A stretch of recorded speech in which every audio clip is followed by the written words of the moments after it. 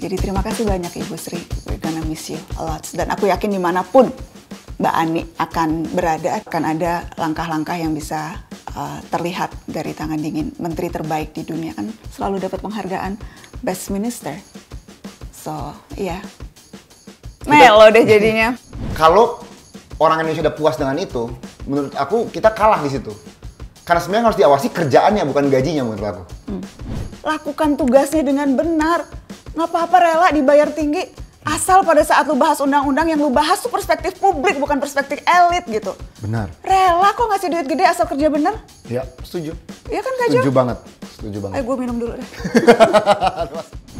Bagus justru bahwa sekarang masalah sebesar ini itu udah mau digaungkan oleh influencer bagi aku.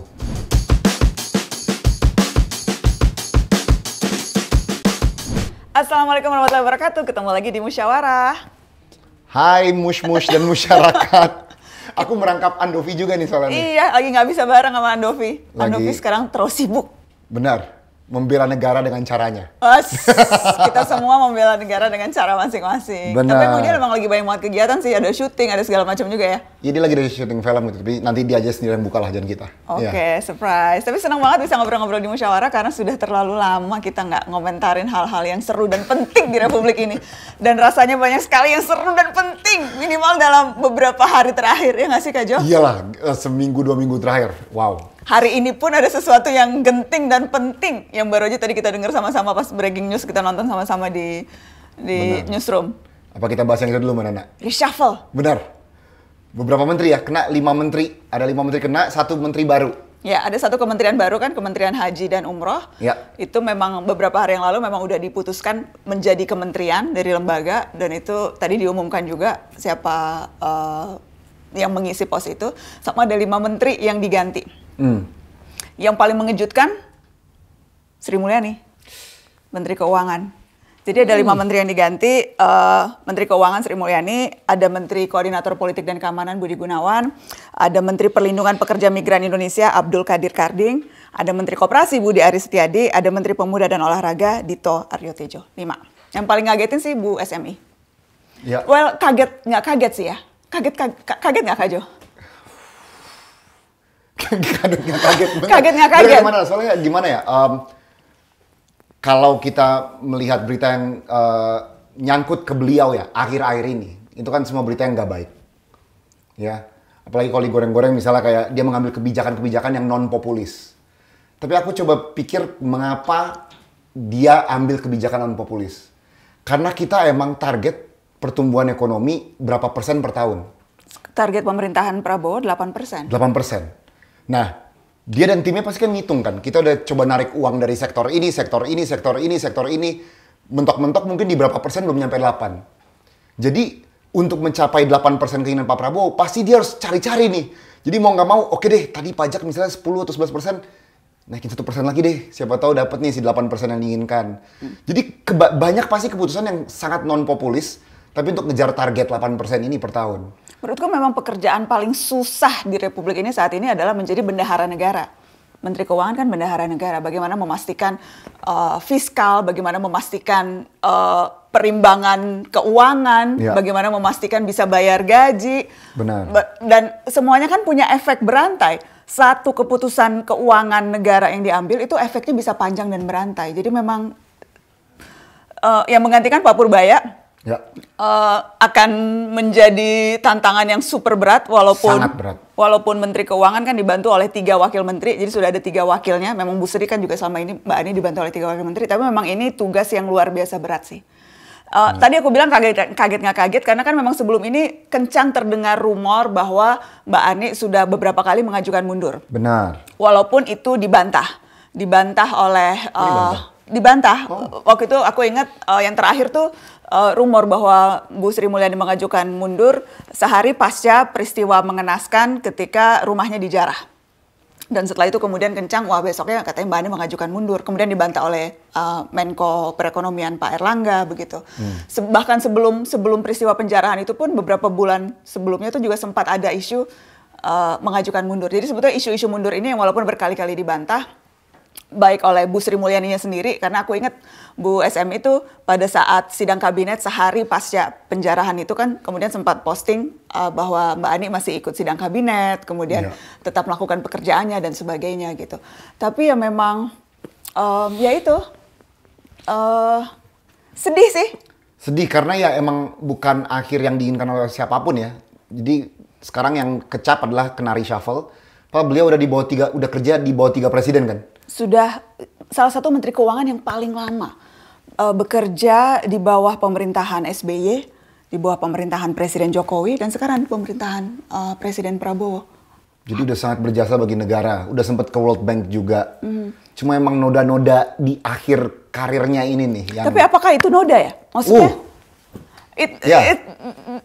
Dua sisi mata uang begitu. Apakah itu noda begitu? Apa yang diambil? Yang jelas sih memang sangat terugikan karena sempat viral ucapan Bu Sri Mulyani yang kemudian Bu Sri Mulyani mengatakan itu hoax karena kemudian dipotong begitu ya soal guru adalah beban negara dan sebagainya. Jadi memang ada rangkaian peristiwa nih selama rasanya sebulan terakhir ini gitu ya. Dan di mana puncaknya adalah rumahnya dijarah. Padahal kan kebanyakan semua yang diincar waktu itu adalah anggota DPR. Dia satu-satunya non anggota DPR yang kena juga. Gitu. Dan itu pun peristiwanya banyak menimbulkan tanda tanya.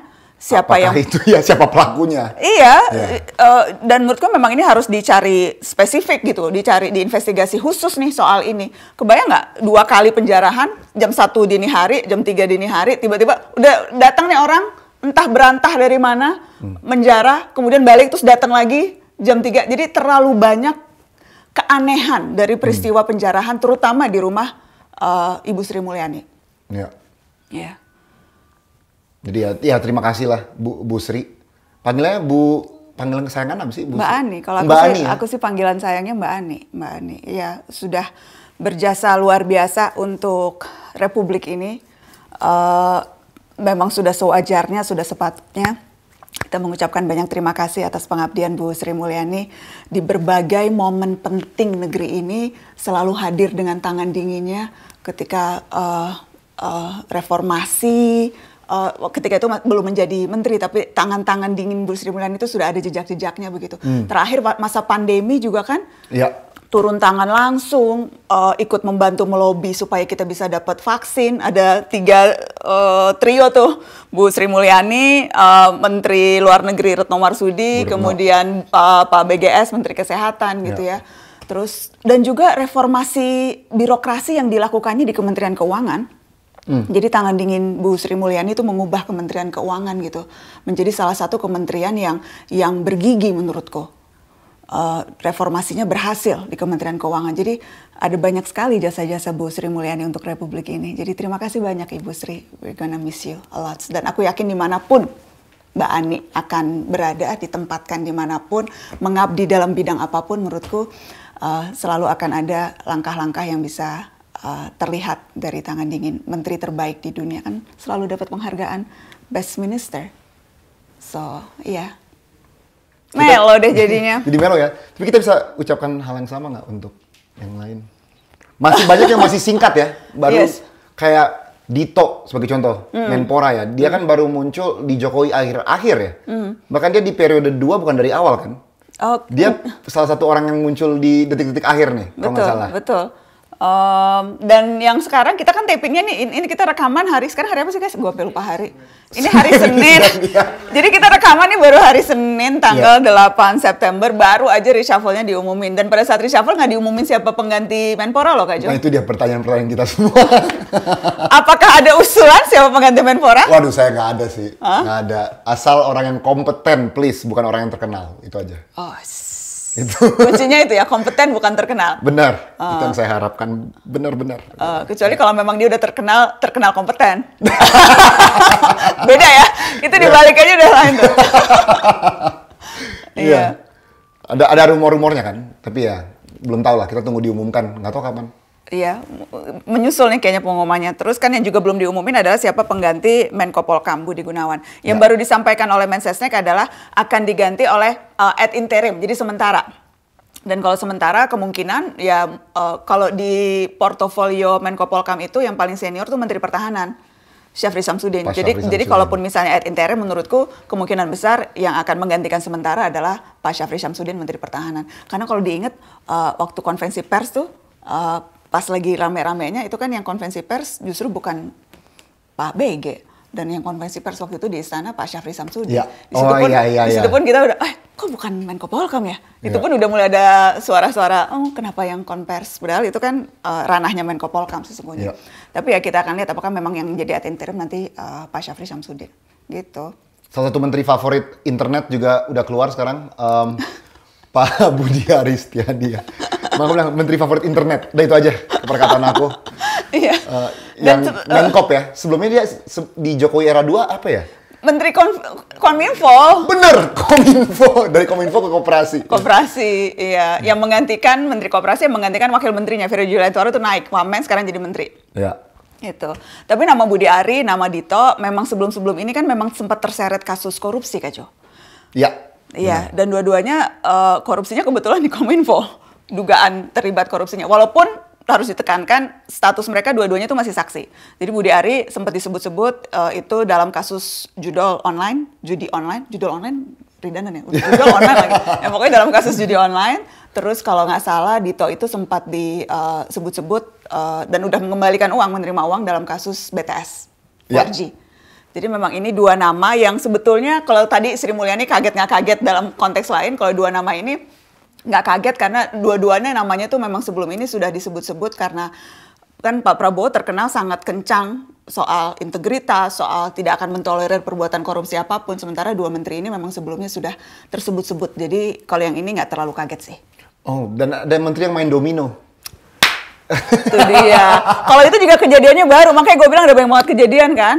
Iya, Abdul Qadir Karding. Jadi fotonya viral belum lama lagi main domino bersama dengan mantan tersangka illegal logging dan duduk bersama salah satu menteri juga, Menteri Kehutanan Raja Juli Antoni, dan itu sempat rame viral gitu dan walaupun kemudian sudah memberikan klarifikasi, sudah memberikan penjelasan.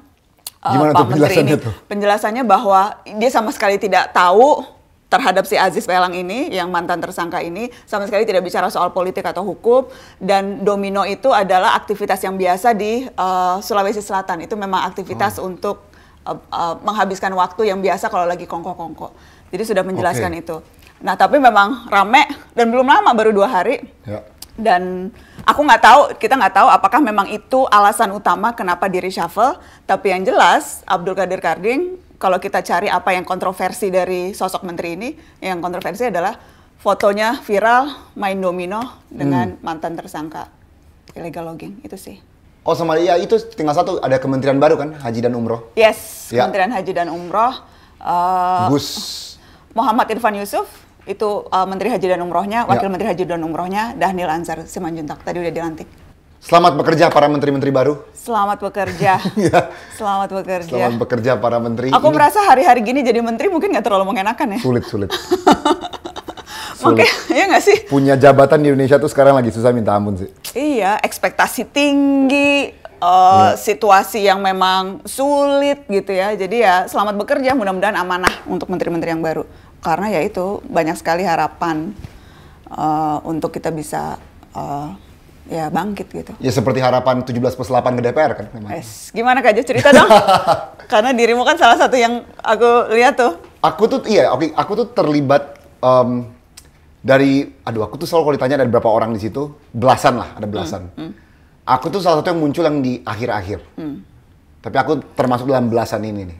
Belasan tuh yang merumuskan, tapi kan yang mendukung ada banyak sekali. Ya pendukungnya banyak, yang merumuskan belasan. Nah, kalau dari kita kan update paling terakhir dari kita adalah kita berhasil memberikannya ke anggota DPR. Walaupun sebenarnya itu bukan intensi kita. Intensi kita di hari itu adalah waktu kita hadir di DPR pada hari Kamis. Kita itu mau ngasih dokumen ini ke bagian penyuratan DPR secara formil. Oke. Namun ternyata di tengah itu semua, tiba-tiba 3 anggota DPR keluar nih. Ada Andre Rosiade, Rieke Diah Pitaloka, sama Kawendra. Dan itulah update terakhir. Jadi setelah itu terjadi, ada netizen yang mulai skeptis sama gerakan ini karena mereka bilang ini bukan titik akhir dari pergerakan ini. Pergerakan ini seharusnya masih berlanjut terus 17+8 ini gitu. Dan emang iya secara internal kita ini emang belum berakhir di sini, masih panjang.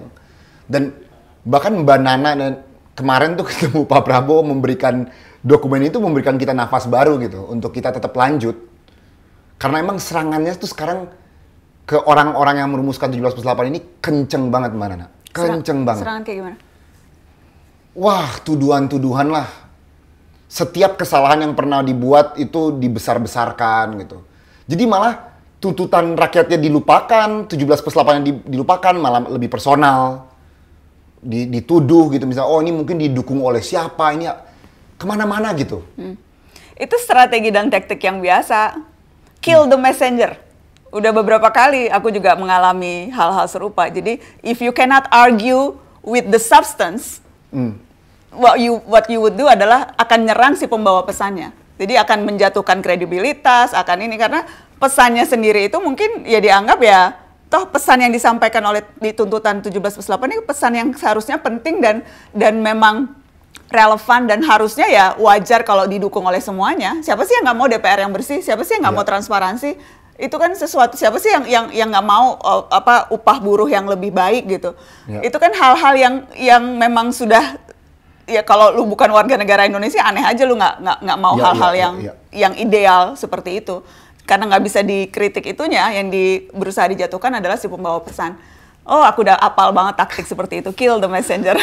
Dan kita rasa juga gini, ini kan sebuah tuntutan yang dibuat di sebuah situasi yang darurat, dan juga kita nggak ada kayak 60.000 FGD untuk membentuk ini. Ini tuh berdasarkan semangat, sebuah kejadian terjadi, waktunya singkat, ya terbentuklah ini. Banyak kan yang merasa komplain kayak kita tidak terwakilkan dalam dokumen ini. Ya, kalau kita punya waktu yang jauh lebih panjang, sepertinya kita bisa coba kontak seluruh lapisan masyarakat. Cuma bukan berarti kita nggak connect sama lapisan-lapisan masyarakat. Orang waktu pertama kali yang dibuat aja aku ngomong ke Mbak Nana ada ini nih gitu. Selain ke Mbak Nana, kita udah ngomong ke LBH, kita ngomong ke semua organisasi yang sering beririsan dengan masyarakat. Jadi bukan cuma kayak berapa belas influencer duduk bareng terus kayak ini produk kita untuk Indonesia, yuk kita maju. Enggak, ini udah kita omongin juga kok. Dan kayak yang terlibat yang terlibat paling besar perumusan kan AFU nih. Yang bikin think policy, dia juga di pemilu lalu bikin bijak memilih dan lain-lain. Kita kerja sama juga tuh. Benar. Dan dia kan bukan orang asing di dalam bidang ini gitu. Dia bukan orang yang asing. Jadi bagi banyak orang yang mungkin ingin mendelegitimasi ya pergerakan ini karena mereka bilang ini pergerakan influencer. Menurut aku agak nggak fair bahwa semua influencer dipukul rata juga. Karena influencer itu bergerak di bidang-bidang yang berbeda. Jadi menurut aku ya bagus justru bahwa sekarang masalah sebesar ini itu udah mau digaungkan oleh influencer bagi aku. Itu merupakan perubahan baru bagi Indonesia. Karena sekarang udah naik lah. Oh, daripada mereka cuma flexing, daripada mereka cuma pamer kekayaan atau apa gitu. Oh, sekarang bisa melakukan hal seperti ini kok. Aku dari dulu tuh cita-citaku termasuk ke cita-cita kenapa bikin narasi dan kenapa dulu bikin Mata Najwa, karena aku mau anak muda itu melihat politik sebagai rangkaian kebijakan publik yang berpengaruh di setiap sendi kehidupan mereka. Aku merasa terkadang ada disasosiasi. Jadi terutama di anak muda, oh politik tuh rame-ramenya elit, politik tuh bukan urusan kita. Padahal setiap kebijakan yang dikeluarkan oleh elit itu tuh ngaruh ke hidup kita dari mulai kita belum lahir sampai kita meninggal, semuanya tuh diatur oleh politik. Jadi semakin banyak orang yang mau terlibat dalam percakapan, dalam pembentukan kebijakan, dalam rumusan aturan, itu semakin bagus gitu. Iya. Jadi aku seneng banget ketika teman-teman anak muda gitu yang kemudian mau turun dan menyuarakan hal-hal yang selama ini dianggap itu urusannya aktivis, itu urusannya lembaga ini dan sebagainya. No, ini urusan semua orang gitu. bahwa ada masukan, ada kritikan soal tuntutan itu menurutku itu hal yang wajar. Dan ini kan menurutku ini kayak living document kan. Emang kita nyatakan ini adalah living document. Iya, ada living document. Ya karena aku tahu dan kamu kan juga tahu, aku sempat bilang wah ini ada beberapa rumusan yang seharusnya bisa dibikin lebih terukur. Benar. Atau ada perumusan yang supaya tidak berhenti hanya sekedar seruan moral, tapi ada indikator yang jelas bagaimana pencapaiannya. Jadi ada masukan-masukan itu dan menurutku itu sesuatu yang wajar dan memang ya justru sekarang ini tidak boleh berhenti. Justru sekarang mari membuat itu menjadi lebih terukur gitu ya, sehingga tidak hanya berhenti sekedar yang kemudian dianggap seruan moral saja, tetapi betul-betul bisa follow up, diikuti perkembangannya gitu. Mumpung udah terbuka dan mumpung udah sampai ke presiden juga. Benar, coba Mbak Nana cerita tuh, gimana tuh bisa sampai sana? Gimana bisa sampai sana Mbak Nana? Jadi tuh aku dihubungi malam sebelumnya dan ini agak dadakan, dihubungi oleh wakil Menteri Komdiji Angga Raka Prabowo yang memang selama ini selalu mengatur pertemuan dan wawancara antara media dengan Presiden Prabowo. Aku dihubungi, aku dan sejumlah teman-teman pimpinan media gitu ya untuk hadir di Hambalang. Pada saat disampaikan itu memang dibilangnya ini hadir bukan untuk wawancara. Jadi hadir untuk melihat serangkaian kegiatan Presiden Prabowo selama hari Minggu itu. Dan ketika aku disampaikan itu, aku langsung bilang bahwa tetapi apakah ada kesempatan untuk merekam on the record? Karena menurutku penting. Daripada datang melihat mereka kerja aja gitu. Iya, datang dan kemudian memang disampaikan bahwa nanti akan ada sesi off the record Presiden. Oke. Menyampaikan dengan para pimpinan media. Itu ilmu mahal tuh, langsung karena dapat memang, dari beliau. Wow. Iya, memang secara berkala waktu itu memang sempat dilakukan dan itu tuh metode yang sah saja begitu ya, memberikan informasi background untuk media itu praktek yang biasa. Tapi kemudian aku spesifik bilang bahwa hadir itu tapi harus ada yang on the record gitu. Untuk kemudian bisa kita sampaikan ke publik, jangan semuanya off the record dan jangan hanya kemudian menjadi pemantau saja begitu. Nah, tapi jadi kemudian nanti disampaikan langsung saja ke Presiden. Terus pada saat kita sampai di Hambalang paginya, saya dan Mbak Uni memang udah spesifik bilang kita nih harus nyampe ini.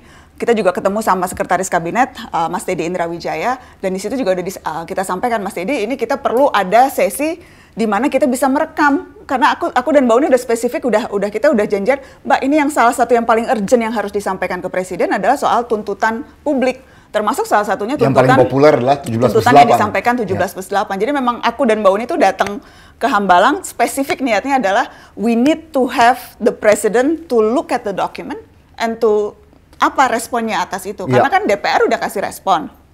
Partai politik sebagian udah kasih respon gitu TNI ya. juga udah kasih respon. TNI udah kasih respon. Iya, dan sementara aku tahu di tuntutan 17+8 nomor satunya itu adalah halaman pertama paling atas 1-2 itu untuk presiden gitu. Dan kemudian Mas Seskap, Mas Teddy Indra Wijaya bilang ya Presiden oke, nanti akan on the record gitu. Jadi sudah dapat itu.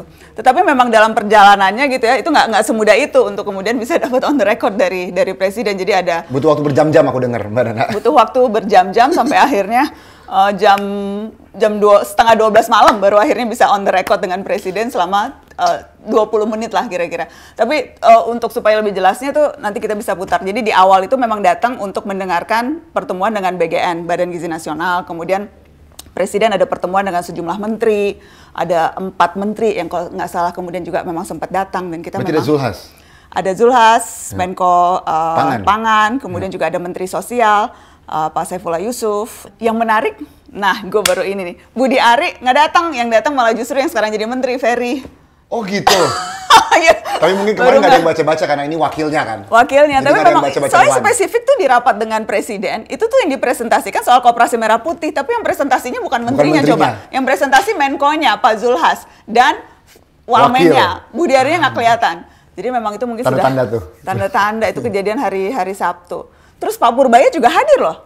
Oh, ada. Aku baru ingat Pak Purbaya hadir di pertemuan dengan Badan Gizi Nasional. Berarti emang itu kayaknya prioritas utama Pak Prabowo ya? Iya, itu agak lama tuh rapat dengan 300 triliun per tahun kan? 335 triliun untuk tahun depan. Itu spesifik aku tanyain juga tuh ke Pak Prabowo. Jadi pada saat rapat dengan BGN, ada banyak petugas ini ya, itu aku juga sempat nanya soal prioritas anggaran, dan aku kemudian juga nanya, apakah skala prioritasnya akan disesuaikan nih, akan di-adjust gitu. Terutama karena memang kan penyerapan anggarannya sampai tahun ini tuh masih belum sampai tahun ini tuh anggarannya 76T, tapi sampai bulan ini tuh baru 19 sante begitu. Jadi kalau memang turun. anggarannya tidak bisa terserap, apakah kemudian tahun depan anggarannya akan di-adjust? Apalagi kan 44% alokasi dari makan bergizi itu diambilnya dari alokasi pendidikan. Jadi sempat kemudian memang ada diskusi soal itu pada saat rapat Presiden dengan Badan Gizi Nasional. Jadi memang settingnya itu ketika itu adalah kita memang media diminta untuk hadir untuk mendengarkan pemaparan, termasuk juga memberikan kesempatan kita untuk bertanya. Oh, ada tanya jawab sama berarti tanya. sama Zulhas. Enggak, yang pas BGN itu sama Pak Dadan, Kepala Badan Gizi Nasional. Kepala BGN, pada Badan Gizi Nasional. Nah, itu. Tapi ya itu Kak Jo, jadi di saat-saat terakhir, di 30 menit terakhir sebelum jam 12 malam, akhirnya kemudian kita bisa merekam percakapan, dan di situ aku mau makasih ke Mas Seskap yang udah ngeprint. Dia print 17+8. 17+8 karena dia udah, karena waktu itu aku dan Mauni udah bilang ini penting banget ditanyain nih 17+8 ke Presiden. Jadi ketika itu yang ngeprintin, jadi pokoknya tiba-tiba itu diserahkan oleh Mas Teddy gitu ya ke Pak Presiden. Jadi kemudian Pak Presiden membaca. Jadi pada saat kita bertanya soal 17+8, Pak Presiden membaca print-printan yang dibawa oleh Sekretaris Kabinet. So thank you Mas Teddy sudah memastikan dokumen itu ada di tangan dan dibaca oleh Presiden. Dan tanggapannya kan tadi udah rame nih, udah iya. Kan? Kak Jo gimana tanggapan Presiden? Bilangnya masuk akal? Iya, itu aku senang. Tim investigasi independen sangat bisa dan masuk akal katanya. Ya, terus ada bagian yang bilang bagian normatif. Ya nggak salah juga dari bagian omongan dia ya. Tadi kan yang Mbak Nana ngomong dia kan emang cuma bergerak di bidang moral tapi kurang rinci, kurang spesifik apa gitu kan. Ya tapi udah nyampe beliau, jadi udah sebenarnya ya kita harus kawal terus setelah ini, what is the next step gitu. Dan semoga dia benar-benar, mungkin yang paling mendesak ya tadi tim investigasi ini ya, kepada demonstran-demonstran yang ditahan, yang non-anarkis. Itu kan kita dengar banyak banget yang ditahan tuh. Ada 3.000-an Kak Jo yang ditahan. Ada 3.000-an? 3.000-an yang ditahan, dan yang jadi tersangka oleh polisi itu sekitar 55. Jadi selebihnya sisanya ya seharusnya memang mereka-mereka yang harusnya tidak melakukan tindak pidana dan hopefully bisa segera dilepaskan gitu. Iya. Ya semoga prosesnya terbuka lah, maksudnya prosesnya cepat terjadi dan dibebaskan lah yang tidak bersalah. Dan itu menurutku memang kenapa itu penting tim investigasi independen, karena kan yang kita lihat kan kekerasan ini kan kerap terjadi. Jadi gimana caranya memastikan... Kita lihat potongan-potongan kan. Kita mungkin nggak tahu 5 menit sebelum itu apa yang terjadi gitu kan. Nah itu yang bahayanya. Iya. Dan sampai itu kemudian terbuka siapa yang bertanggung jawab, selamanya akan selalu ada tudingan bahwa ini upaya untuk ini dilakukan untuk ini. Jadi memang tim investigasi independen itu untuk memastikan clear. Udah terlalu sering nih kita ada peristiwa di negeri ini yang berakhir dengan misteri gitu. Sering banget. Dan yang angin kanjuruhan dan kawan-kawan gitu kan. Misteri gitu ya. yang kemudian akhirnya membuat kita jadi suzon, jadi kemudian yang mengemuka ke publik justru kayak spekulasi gitu. Jadi marilah ini betul-betul jadi sesuatu yang bisa membuka gitu. Nah, on that point Mbak Nana, itu emang sebenarnya core dari tuntutan 17+8. Transformasi, reformasi, empati. Itu. Kok transformasi? Transparansi. Reformasi, empati. Itu transparansi bener mana? Kayak kita semua kayak merasa kita udah ngeliat sesuatu nih, tapi kok berita yang keluar setelah itu bukan itu yang terjadi, mata kita yang salah nih gitu. Kayak kita semua tuh kayak apakah mata orang Indonesia salah selama ini apa yang kita lihat gitu kan? Nah itu, semoga bisa lebih transparan sih. Iya, jadi tuntutan dan kalau ke DPR kan udah merespon lebih dulu. Puas nggak dengan respon DPR? Turunan gaji. Itu kan yang paling mereka fokuskan dari semuanya ya. Kan, jadi mereka coba supaya kita ada angka-angkanya nih kan? Kita ada angka-angkanya ya. Jadi pasca pemangkasan, jadi 65 juta per bulan. Turun dari sebelumnya sekitar 100 jutaan per bulan ya. Tapi sebetulnya itu masih 12-3 kali lipat dari gaji-gaji rakyat loh, Bapak Ibu, Tuan dan Puan yang terhormat. Ya. Iya. Terus ya ada tunjangan-tunjangan yang kemudian memang dipotong gitu ya. Oke Kak Jo, puas nggak dengan ini Kak Jo? Apakah puas? Nah ini sebenarnya sebuah pertanyaan yang ribet sih Mbak Nana, karena aku jujur dari 17+8 ini sebenarnya ngurangin gaji DPR tuh bukan fokus utama aku. Ya. Bukan fokus utama aku, karena kalau mereka benar-benar menjalankan tugas mereka dengan fungsi mereka yang berat ya, membaca undang-undang, merancang anggaran, mengawasi, berkoordinasi dengan Kementerian A, Kementerian B, Kementerian C, itu kan tugas yang kompleks. Wajar kalau mereka digaji besar untuk hal itu. Jadi aku tuh sebenarnya nggak pernah bukan pro ya, aku tuh bukan menjadi fokus utama turunin gaji mereka. Apalagi misalnya orang ngomong tentang tunjangan rumah ya, misalnya tunjangan rumah.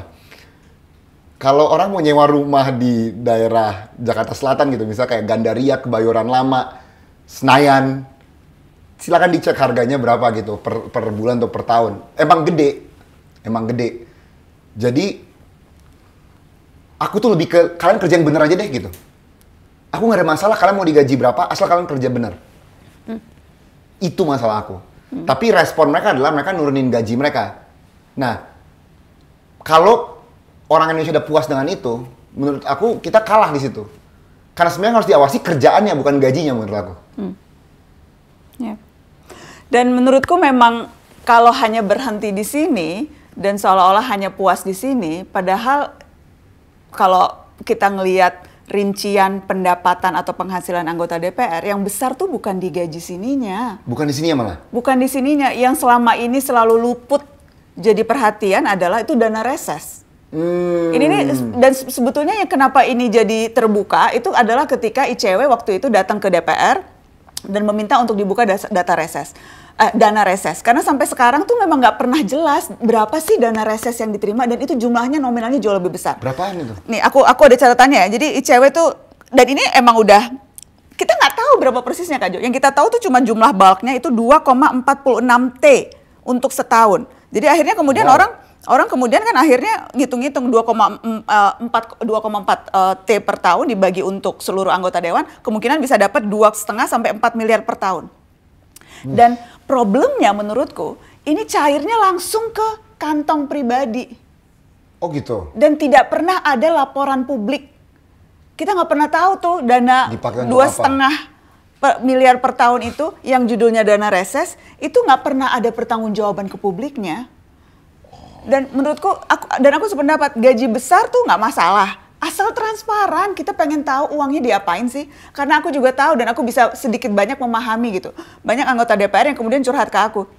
Nah, itu tuh jadi anggota DPR dengan masyarakat yang sekarang masih terbiasa untuk dapat uang. Jadi tuh memang mereka katanya, itu gue nombok nak gaji gue segitu. Karena setiap kali turun ke dapil, pasti dimintain duit sama masyarakat gitu. Dan aku dalam itu dana reses kemungkinan atau gaji kemudian bulanan. Mereka kemudian bilang aja. ya gabungan ya kita nggak pernah tahu pakai duit yang mana ya karena kagak pernah dikasih tahu ke kita juga gitu pakai duit yang mana, tapi itu mungkin pakai dana reses gitu ya. Jadi kan dia bilang iya nak, kalau turun ke dapil itu harus bikin acara, harus nyewa, kalau misalnya ada biaya gedung harus beli air mineral, harus ada ini dan sebagainya, dan itu semua butuh biaya gitu. Dan ya itu nggak cukup terkadang katanya uangnya, karena setiap kali turun ke masyarakat orang tuh melihat anggota DPR ngelihatnya bukan untuk hey aku mau aspirasi ini, tapi hey aku minta uang. Terus gue tapi bilang ya itu juga gara-gara lu pas lagi pemilihan bagi-bagi duit.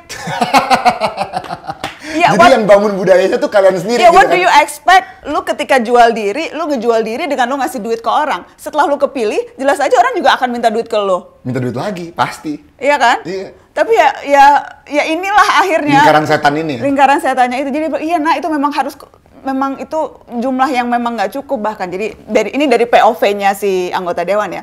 Tapi menurutku memang kuncinya adalah transparansi. Terbuka aja gitu. Karena pernah loh ada yang sedemikian transparan dengan uang yang diterimanya Kak Jo. Siapa? Basuki Cahayapurnama. Kayaknya itu satu-satunya anggota dewan. Waktu jadi anggota DPR, kan dia sempat jadi anggota DPR di tahun 2012. DPR RI tahun 2012. Iya. Dan dia tuh punya ahok.org. Jadi semua pengeluaran dia sebagai anggota DPR tuh ditaruh. Nah, ini ada contohnya nih. Pertanggungjawaban dana kegiatan penyerapan aspirasi rakyat dalam rangka kunjungan kerja perorangan. Masa reses. Iya. Dia kasih tahu detail tuh Kak Jo. Pertemuan dengan masyarakat di Pangkal Pinang, buka puasa di Pink Cafe, bukti kwitansi terlampir 2,4 juta. Wow. Sedetail ini bisa. Terus, ada contohnya. Ibaratnya orang tinggal tanya aja, orang datang kayak, oh ya benar Pak Ahok di sini gitu, beres gitu kan. Wow, transparan ya. Iya, jadi sekali lagi tuh aku mau bilang gaji besar nggak masalah asal transparan Dan gitu. ini kan bisa dilakukan sekretaris ya, ini bukan hal yang sulit banget ya. Iya. Cuma tiap kemana kayak, pengeluaran berapa, bonnya mana, udah gitu. Iya. Tapi ya itu, jadi maksudku memang kalau misalnya tuntutan 17.8 soal reformasi DPR. Itu yang 1 tahun ya, kan ada yang 5 hari, 7 hari, ada yang 1 tahun kan. Iya, tapi kan intinya sekarang kan udah lewat yang 5 hari. Ya. Jadi gimana caranya ngawal dan membuat ini jadi lebih konkret misalnya saranku Kak Jo. Ngawalnya adalah memastikan sekarang yang kita tuntut dana reses dibuka berapa sih? Dan kemudian Cakep tuh. DPR harus ada mekanisme pelaporan publiknya. Kalau kagak tahu gimana caranya, ada banyak contoh negara lain nih, gue kasih tahu. Ada. Banyak caranya. Di Amerika tuh ya misalnya ya, dipublikasikan online. Jadi memang mereka dapatnya gede, tapi untuk kantor dan staf. Di Inggris setiap nota dari mulai sewa kantor, listrik, tiket kereta bisa diakses publik. Ada Sampai websitenya. tiket kereta? Sampai tiket kereta. Terus di Malaysia tuh juga dana alokasinya juga gede per dapil 1-3 miliar, tapi diumumkan ke publik sejak 2018 mereka udah punya mekanisme untuk mengumumkan itu ke publik. Di Singapura itu dana resesnya itu tidak ada yang ke kantong pribadi, tapi ke kantor. Kalau kita sekarang tuh kan dana reses Langsung cairnya ke orang per orang gitu. Kalau ini tuh dia ke kantor. Jadi bisa sangat lebih mudah transparansi dan mekanisme pertanggungjawabannya. Jadi ada banyak kok praktek-praktek baik gitu yang kemudian bisa kita tiru. Karena sekali lagi aku juga merasa orang akan tidak keberatan kok dapat kompensasi besar asalan beneran lu kerja untuk rakyat. Dan lu beneran lu datang rapat.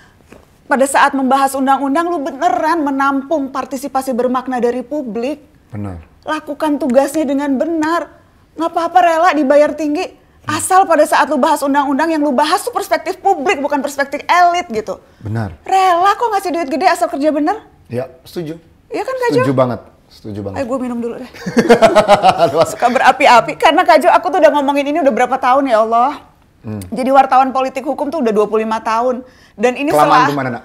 Terlalu lama ya? Gimana dong, gue cinta profesi ini. Sampai kemarin tuh aku posting tuh, 10 tahun lalu tuh aku pernah nulis spesifik soal ini. 10, oh iya aku baca. Iya, dan itu kan menunjukkan betapa kita bebal banget 10 tahun yang lalu dan masih relevan catatan itu sampai sekarang. Nggak berubah problemnya, baik di kepolisian maupun di DPR.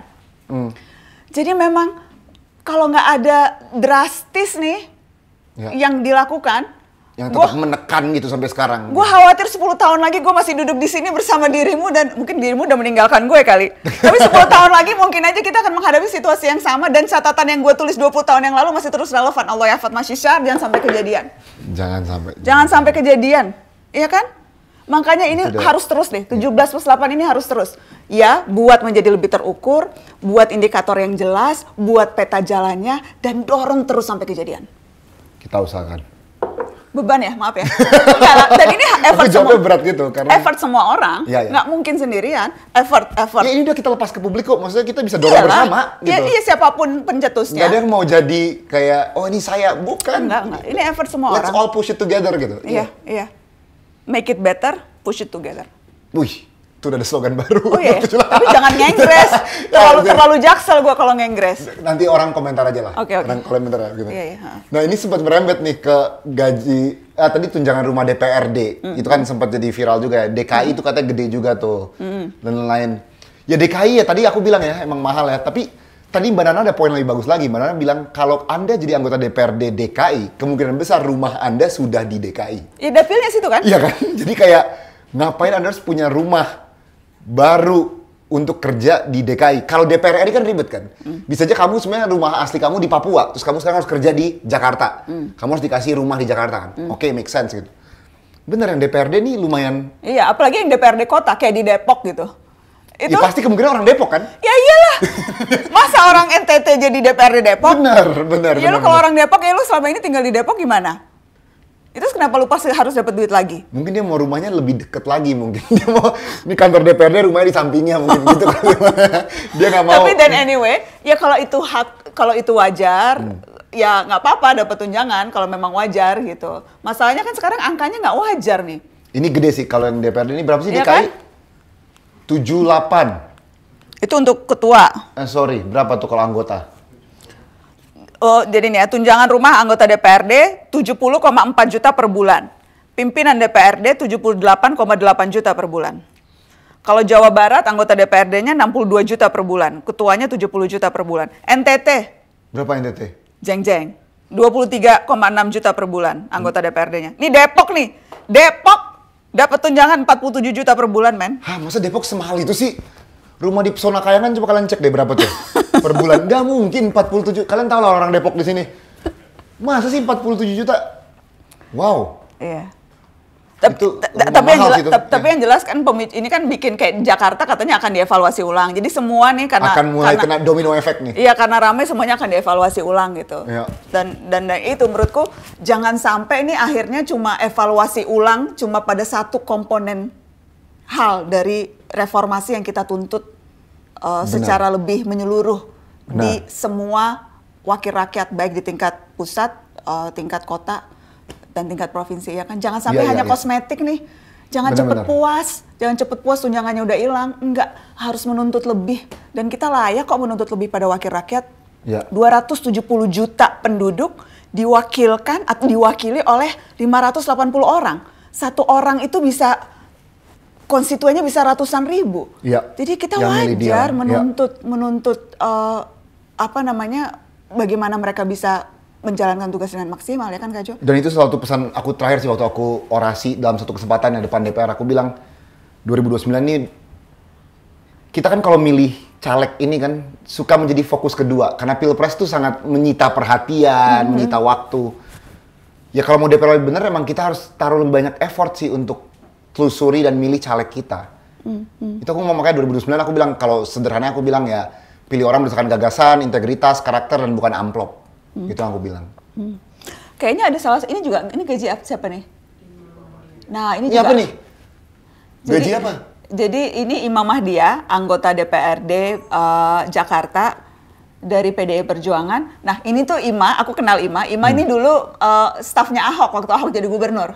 Jadi dia banyak dapat inspirasi rasanya dari Ahok termasuk soal transparansi. Jadi dia nih kita dapat dari dia nih. Dia buka nih. Gajinya dan termasuk dia juga bikin laporan pertanggungjawaban ya.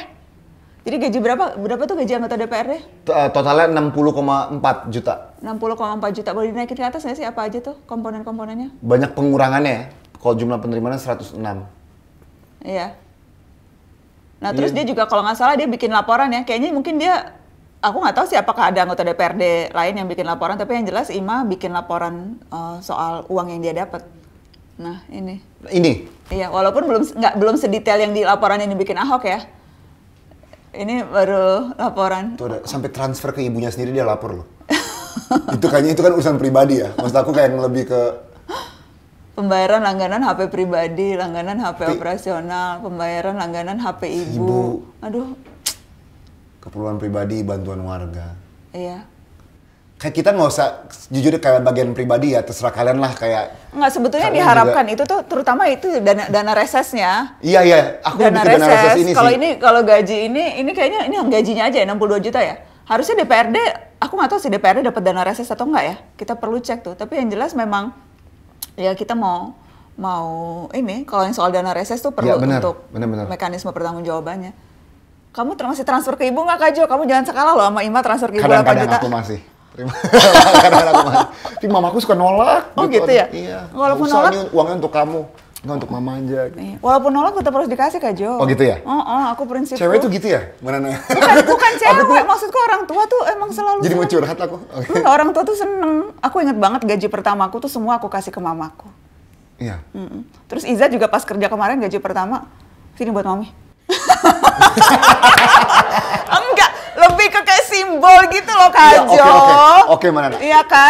Bukan siap. Nilainya, tapi kayak bentuk untuk pengabdian. Setuju. Yang udah kerja kasih ke orang tua. Aku biasanya tiap Natal tuh, biasanya aku tiba-tiba. Kurang masa setahun sekali Kak. Ya, kalau maaf ketemu ya, aku juga terlalu ngasih. keibuan banget. Kalau ketemu juga aku ngasih. Cuma sering nggak usah ini untuk kamu, mama udah ada. Nggak apa-apa, aku juga udah lebih banyak mah. Siap, ini orang habis ini bakal, Kak Jo udah ngasih belum? Nah, gitu, iya Kak Jo. Ya. Tapi ngomong-ngomong gaji, yang juga seru itu adalah gaji damkar. Gaji damkar? Wow. Tau nggak sih Kak Jo lebih gampang dapat informasi soal gaji damkar dibandingkan gaji wakil rakyat? Kayaknya iya. Ini si Revi cerita nih, Revi produser ini. Iya. Kan aku kan memang dari awal bilang, yuk kita cari deh ini berapa sih, pengen tahu seberapa transparan. Susahnya minta ampun dapat gaji wakil rakyat. Walaupun Krisdayanti sempat buka di sebuah podcast. Ya, tapi kan itu cuma omongan, kan kita Belum mau ada, tahu. kita butuh slipnya, Kita butuh gitu. slip, Ya. mau tahu berapa gajinya gitu. Karena prinsipku adalah gaji pejabat publik bukan aurat. Secara gaji lu itu dari pajak gua juga. Iya. Iya kan? Iya. Tapi susah banget dapat untuk ngebuka. Ini kalau nggak gara-gara tuntutan 17+8 kita juga nggak tahu tuh perincian yang sampai Detail itu. sedetail itu kan. Maksudnya kalaupun mau tahu harus usaha lebih keras banget gitu. Sementara damkar tuh cuma si Revi cuma tahu ada gajinya, oh enggak gaji gua. Dapat nih Berapa? Ini 2 juta Kak Jo. 2,7. 2,5. Tuhan. Harus dijelaskan bahwa ini gaji yang apa tuh? Ini mata Najwa tapi mata aku nggak gitu jelas gitu sebetulnya ngelihatnya. Agak jauh saya. Nah, ini golongan 5 status PPPK. Jadi Aku memang nggak tahu ada golongan 5 jadi tuh tuh berarti- jadi memang ada golongan-golongannya. Iya. Tapi rata-rata itu berapa Ref? Rata-rata gajinya tuh antara berapa sampai berapa? Untuk tunjangan tambahannya itu mulai dari 300, 500, 1,5 itu tergantung dari prestasi kerja, beban kerja, capaian kerja sama jabatan tiap orang kan beda-beda. Oke, jadi kisarannya itu dari 300.000 sampai 1,5 juta. Tapi itu yang tunjangannya aja ya. Itu dilihatnya tuh macam-macam, ada prestasi, beban kerja, capaian kinerja. Tapi yang jelas yang kita dapat nih ini di salah satu kota ya. Jadi bukan Jakarta. Ini slip gaji di salah satu kota, baru kerja 1 tahun dan golongannya spesifik dia dapatnya itu 2,5 juta. Setelah dipotong pajak. Potong pajak kan tuh? Iya. Iya. Gitu Kak Jo. Itu di bawah. Oh nggak tahu ya, ini bukan DKI ya. UMR DKI kan nggak segitu ya. Tapi juga damkar DKI kan belum lama naiknya. Sebelumnya kan juga nggak terlalu gede. Sekarang tuh kalau nggak salah damkar 6 jutaan ya? Sekitar 6,4. 6,4 juta di DKI Jakarta. Dan itu kenaikan yang belum lama diberikan. Sebelumnya itu masih di bawah itu. Sebelumnya masih di bawah itu. Kita tuh nggak appreciate jobs yang essential untuk daily life kita ya. Ya kayak gini-gini juga harus dibenahi sini. Udah pasti harus sih. Ya. Terlalu jomplang ya? Terlalu jomplang, iya. Padahal sekarang kan damkar tuh lagi jadi the new sweetheart of Indonesia. Iya nggak sih? Iya ya? Iya ya? Iya nggak sih? Kayaknya tuh sekarang orang tuh yang kalau sama damkar tuh... Iya karena ada beberapa kasus berentet sih yang ujungnya menaikkan citra nama mereka, iya. Iya, orang tuh lagi sayang-sayangnya sama damkar sekarang. Karena mereka tuh melakukan tugas melebihi yang Instansi lain. Iya. Enggak, dan Dalam juga membantu warga ya? Dan melebihi kayaknya tugas pokoknya gitu. Sampai kemudian sempat ada yang komentar kayaknya ini nggak perlu damkar deh, kasihan amat gitu misalnya. Contohnya mereka ngapain sih? Mereka pernah Banyak banget, coba kita lihat deh beberapa deh. Jadi sempat ada yang ambil evakuasi HP warga di kolam. Iya. Ih, baik banget. Dapat. Itu masih bisa nyala nggak ya? Wah, kayaknya kalau udah terendam. Kayaknya harus cepet-cepet direndam di beras. Beras, ya. itu fakta atau mitos sih? Aku nggak tahu, tapi semua orang selalu ngomong gitu ya. Kalau Taruh di kecemplung beras air, ya. taruh di beras. Iya, nggak ada yang tahu lagi lah itu. Iya, dan ada banyak banget yang lucu-lucu. Nah, ini yang juga lucu dan sempat viral nih ini Kak Jo. Apa ini? Bahkan polisi pun minta bukan yang ini ya.